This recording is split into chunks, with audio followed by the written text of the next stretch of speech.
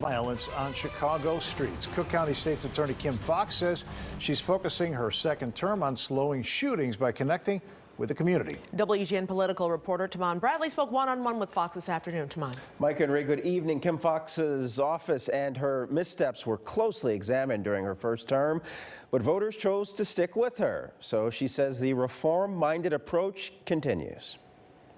Cook County State's Attorney Kim Foxx, only days into her second term, addressing Chicago's stubborn violence. Already this year, more than 700 homicides and 3,800 shootings through November. I think there are stretches on the south side, stretches on the west side where we're seeing a high concentration of violence.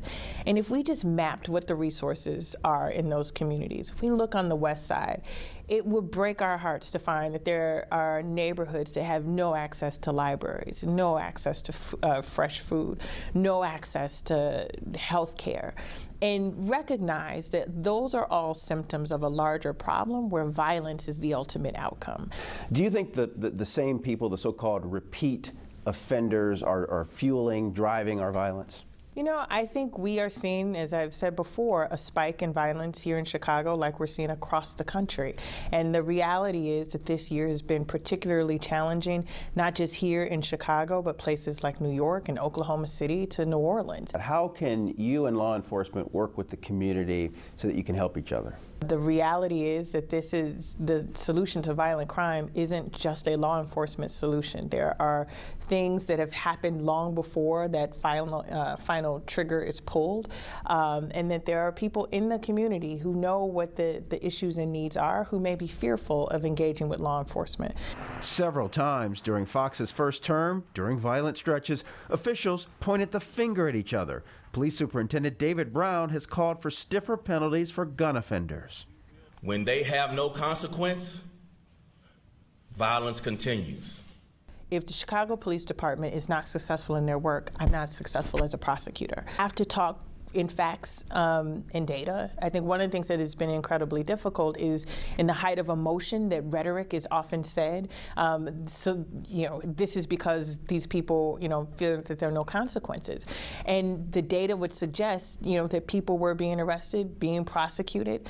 David Brown, what do you make of him? And how is your relationship different with him than Eddie Johnson? You know, I don't envy the fact that, you know, the superintendent has had to come into this job, which is a big job in and of itself, in the middle of a global pandemic and in a summer of civil unrest. And so I find that he has work that is incredibly challenging. And it has been difficult for us because of COVID-19 to be able to connect in a way that the superintendent previously and I had. Foxx has her critics, but she cruised to re-election by a wide margin. Do you have aspirations for higher office?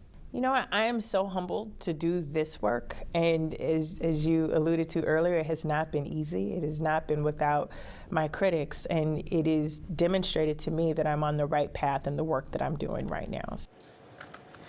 In a moment, Mike Lowe will have for you Foxx's reaction to that horrifying video of CPD raiding the wrong house. Foxx is staying the course, but during the second term, she says she wants more community engagement. Mike and Ray. All right, Taman, thank you.